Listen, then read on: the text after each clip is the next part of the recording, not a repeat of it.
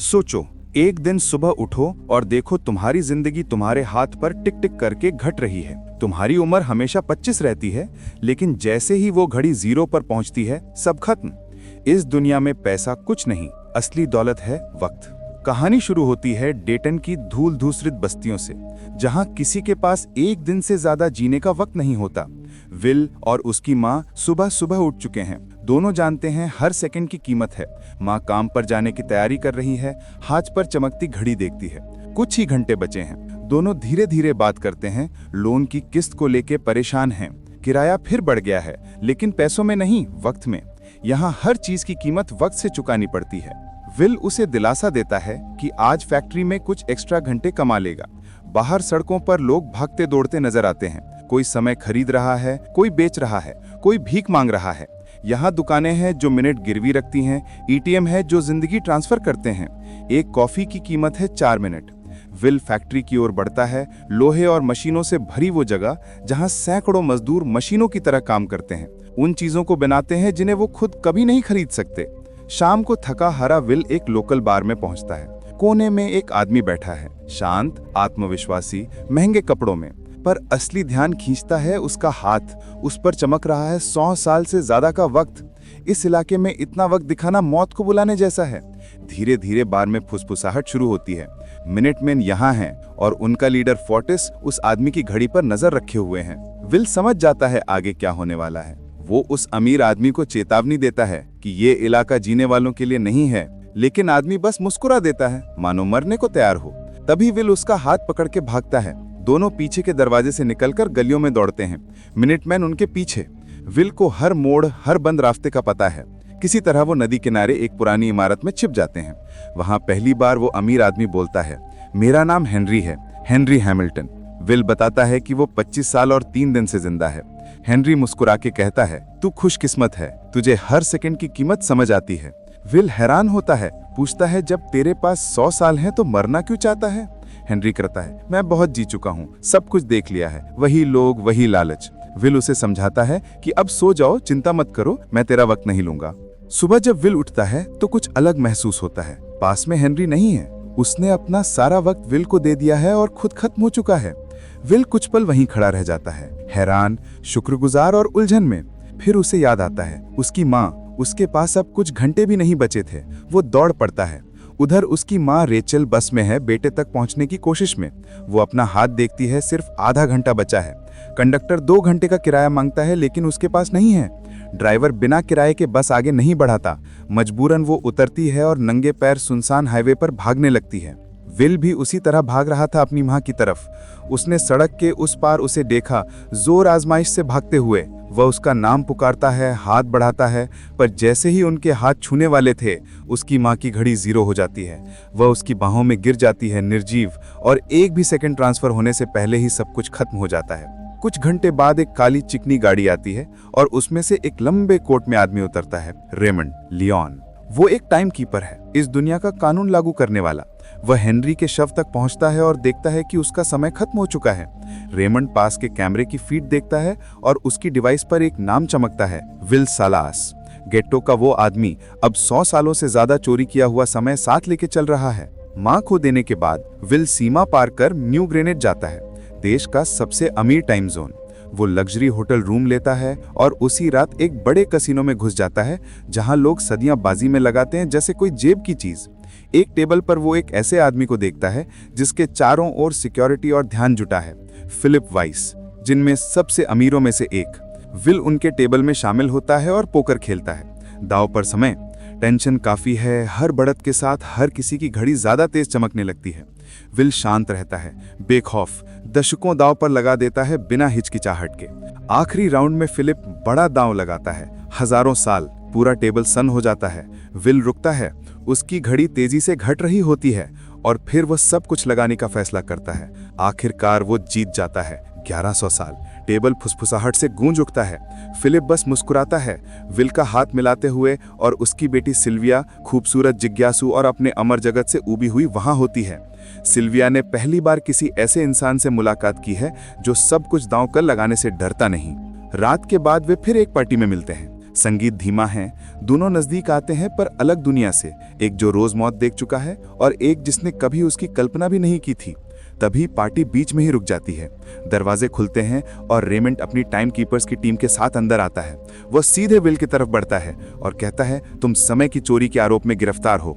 Will समझाने की कोशिश करता है कि वो समय चुराया नहीं गया था, उसे दे दिया गया था, पर रेमंड को फर्क नहीं पड़ता। वे उसके हाथ से ज्यादातर समय निकाल लेते हैं और उसे सिर्फ 2 घंटे बचाकर छोड़ देते हैं। जब गार्ड उसे ले जाने की तैयारी करते हैं तो विल आखिरी हिम्मत का कदम उठाता है। वह सिल्विया को पकड़ता है, शहर के सबसे अमीर आदमी की बेटी, और उसे साथ लेके भाग जाता है। दोनों हवेली से बाहर भागते हैं, एक कार चुरा लेते हैं और स्लम की तरफ गायब हो जाते हैं। वो सुनसान हाईवे पर दौड़ते हैं। टाइम कीपर की सायरेनें उनके पीछे गूंज रही हैं। विल की घड़ी पर सिर्फ 2 घंटे बचे हैं, जो हर सेकंड के साथ तेजी से ब्लिंक हो रहे हैं। सिल्विया डर से बर्फ सी जम जाती है। उसे पहली बार एहसास होता है कि यहाँ वाकई में समय ही जिंदगी है। वापसी के रास्ते में कार एक संकरी रास्ते से तेजी से निकलती है और अचानक अनियंत्रित होकर घूम जाती है। दोनों जिंदा रहते हैं, हिले डुले लेकिन सुरक्षित। पर फोर्टिस ने उन्हें देख लिया होता है, वही गैंग लीडर जो बार में था जिसे विल ने चेतावनी दी थी। फोर्टिस अपने मिनटमैन क्रू के साथ निकलता है और सिल्विया का समय छीन लेता है। अब सिल्विया और विल के पास बस कुछ ही मिनट होते हैं। फिर वे सिल्विया के ही हीरे केवल 2 दिन के लिए बेच देते हैं। उन्हें समय चाहिए और वो तरीका जिससे वो इस सिस्टम को रोक सके जो इन्हें पीछा कर रहा है। तो विल सिल्विया के पिता को फोन करके 1000 साल मांगता है। जब विल बाहर निकलता है तो उसे सच का एहसास होता है जिसे वो टाल रहा था। अमीर लोग कभी समय बांटते नहीं। सिल्विया का पिता टाइम कीपर्स को अलर्ट कर चुका था ताकि वो उनकी हर चाल पे नजर रखें। अगले दिन विल सिल्विया से कहता है कि वो अपने पिता को बुलाकर समय के बारे में पूछे। वह उसे सुरक्षा के लिए एक पिस्तौल देता है और पास बैठकर सब देखता है। रेमंड धीरे धीरे पीछे से आता है, पर तभी गोली की आवाज गूंजती है। सिल्विया ने रेमंड पर गोली चला दी। विल देखता है कि टाइम कीपर के रेमंड के पास ज्यादा समय नहीं बचा है।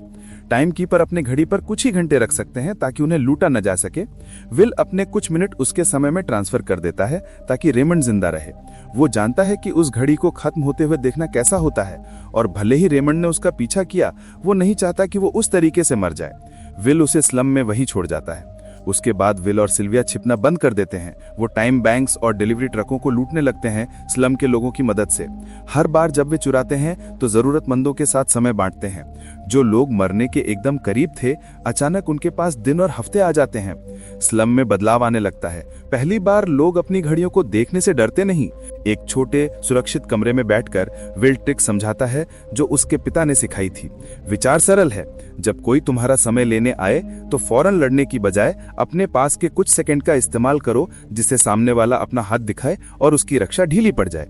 और जब तुम्हारे पास सिर्फ कुछ सेकंड बचे हों और विपक्षी ने अपना हाथ दिखा दिया हो, वही पल तुम इस्तेमाल करते हो, उसे चकमा देकर उसका सारा समय झटक लेते हो। इंजन और जूतों की आवाज गलियों में गूंज रही थी। विल ने सबसे पहले उन्हें देखा। उसने तुरंत सिल्विया का हाथ पकड़ा और दोनों पीछे की तंग गलियों से भाग निकले। किसी तरह वो जिले के किनारे एक पुराने जर्जर होटल तक पहुंचते हैं। विल एक मुट्ठी भर साल देकर पूरा होटल किराए पर ले लेता है। सोच सीधी थी, अगर पूरा होटल उन्हीं के काबू में रहेगा तो टाइम कीपर्स ये नहीं समझ पाएंगे कि वो किस कमरे में छिपे हैं। जैसे ही वे अपने कमरे में जाते हैं, उसी वक्त एक आदमी रूम किराए पर लेने आता है। रिसेप्शनिस्ट उसे बताती है कि कोई रूम खाली नहीं है, लेकिन तभी उसकी नजर विल और सिल्विया पर पड़ती है। वो आदमी है फोर्टिस का आदमी। फोर्टिस और उसके मिनटमैन फिर से मैदान में हैं। विल ने बार में जिस दिन उन्हें बेइज्जत किया था, तब से वो उसका पीछा कर रहे हैं और अब उसे पकड़ने के लिए किसी भी हद तक जा सकते हैं। उधर एक छोड़े हुए गोदाम में कुछ लोकल लोग बैठे हैं, वही जिनकी मदद पहले विल और सिल्विया ने की थी। फोर्टिस अंदर आता है, धीरे धीरे चलता हुआ, और उनमें से हर एक का समय छीनने लगता है।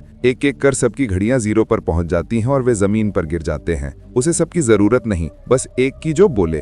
उसी भीड़ में वो आदमी भी है जिसने कुछ घंटे पहले होटल में विल और सिल्विया को देखा था। जब फोर्टिस उसके पास आता है तो वो डरते डरते सब बता देता है कि उसने दोनों को जिले के किनारे वाले होटल में देखा था, कौन सा होटल, कौन सा कमरा, सब। फिर डरते हुए पूछता है कि अब उसे इनाम क्या मिलेगा। फोर्टिस मुस्कुराता है, उसके कंधे पर हाथ रखता है जैसे सहमति दे रहा हो, और अगले ही पल उसका हाथ पकड़कर उसका पूरा समय खींच लेता है। फोर्टिस और उसका गिरोह होटल पहुंच जाता है। दरवाजा तोड़ते ही सिल्विया भागने की कोशिश करती है, पर फोर्टिस रास्ता रोक लेता है। वो अपने आदमियों को पीछे रहने का इशारा करता है। इस बार वो विल से खुद भिड़ना चाहता है, वो विल को चुनौती देता है टाइम फाइट की, वही घातक खेल जिसमें दोनों हाथ जोड़कर एक दूसरे का समय खींचने की कोशिश करते हैं। जो हारता है उसकी घड़ी 0 पर पहुंच जाती है। दोनों के हाथ मिलते हैं और कमरे में उनकी घड़ियों की हरी रोशनी फैल जाती है। फोर्टिस ताकतवर है, आत्मविश्वासी है और जल्द ही विल का समय तेजी से खींचने लगता है। सेकंड जोड़ रहे हैं, विल मुश्किल से टिक पा रहा है। तभी उसे याद आता है उसके पिता ने एक बार कहा था, कभी बहुत जल्दी पलटवार मत करना। विल पूरी तरह शांत हो जाता है, कुछ नहीं करता। फोर्टिस को लगता है वो जीत गया है। वो थोड़ा ढीला पड़ता है, तभी विल पलटवार करता है। एक झटके में वे दोनों के हाथों का रुख बदल देता है और अब ट्रांसफर उल्टा हो जाता है। अब फोर्टिस का समय विल की घड़ी में बहने लगता है। साल, दशक, सदियां, सब कुछ ही सेकंड में फोर्टिस गिर जाता है, खत्म। विल बाकी मिनट में इनको भी खत्म कर देता है। फोर्टिस और उसका गिरोह मिट चुके हैं, लेकिन बाहर सड़कों पर अफरा तफरी है। रेमंड और उसकी टीम उन सभी को पकड़ रही है जिन्हें कभी विल और सिल्विया ने मदद की थी। एक एक करके सबका समय खींच लिया जाता है जब तक कुछ नहीं बचता। विल दूर से ये सब देखता है बेबस। उसे एहसास होता है कि फोर्टिस से सैकड़ों साल लेने के बाद भी कुछ नहीं बदला। सिस्टम अब भी मालिक है। वो सिल्विया को देखता है और बिना कुछ कहे दोनों समझ जाते हैं अब कुछ बड़ा करना होगा, इतना बड़ा कि पूरा सिस्टम हिल जाए। वो फैसला करते हैं कि अब आत्मसमर्पण करेंगे। इसी बीच फिलिप वीस अपने हाई सिक्योरिटी टाइम फैसिलिटी में पहुंचता है। चारों तरफ गार्ड्स हैं। तभी एक खंबे के पीछे से सिल्विया निकलती है, बंदूक हाथ में लिए, और कहती है कि वो सरेंडर कर रही है। गार्ड आगे बढ़ते हैं पर फिलिप हाथ उठाकर रोक देता है। वो सुनना चाहता है कि वो क्या कहने वाली है। सिल्विया धीरे से कहती है, क्या तुम्हें कुछ अजीब नहीं लग रहा फिलिप? फिलिप समझ नहीं पाता। तभी गार्ड्स में हलचल होती है। विल बंदूक ताने फिलिप के पीछे खड़ा होता है, जबकि सिल्विया बाकी गार्ड्स को कवर करती है। अब उनका इरादा साफ है, 1 मिलियन साल लेने का। वो सफलतापूर्वक वहां से भाग जाते हैं 1 मिलियन साल लेकर। लेकिन इस बार मकसद खुद को बचाना नहीं, बल्कि सबको जीने का मौका देना है। फिलिप के चुराए गए एक्सेस कोड से वे सिस्टम को हैक करते हैं और पूरा 1 मिलियन साल पब्लिक नेटवर्क में छोड़ देते हैं। कुछ ही मिनट में स्लम के हर इंसान की घड़ी बढ़ने लगती है। जो लोग मौत से कुछ सेकंड दूर थे उनके पास अब साल, यहाँ तक कि दशक भर का समय आ जाता है। सड़कों पर भीड़ इकट्ठी होती है। लोग अपनी घड़ियां देख रहे हैं, यकीन नहीं कर पा रहे। कुछ रो रहे हैं, कुछ हंस रहे हैं। पहली बार किसी की आंखों में डर नहीं है। बदलाव तेजी से फैलता है। टाइम कीपर सिस्टम पर से पकड़ खो देते हैं। अमीर जोन समझ जाते हैं कि अब उनके पास समय पर कंट्रोल नहीं रहा। गरीब और अमीर के बीच की सीमाएं टूट जाती हैं। फैक्ट्रियां रुक जाती हैं, व्यापार थम जाता है और पूरा वो ढांचा जो समय को करेंसी मानता था ढहने लगता है। अब लोग फिर से सामान का सौदा करते हैं। खाना, पानी, छत, इन चीजों की कीमत है, ना कि हाथों पर चमकते नंबरों की। जिंदगी धीरे धीरे फिर से इंसान जैसी दिखने लगती है और यही है इन टाइम का अंत। अगर तुम्हें ये कहानी पसंद आई हो तो लाइक करो और मूवी कैप को सब्सक्राइब करना मत भूलना।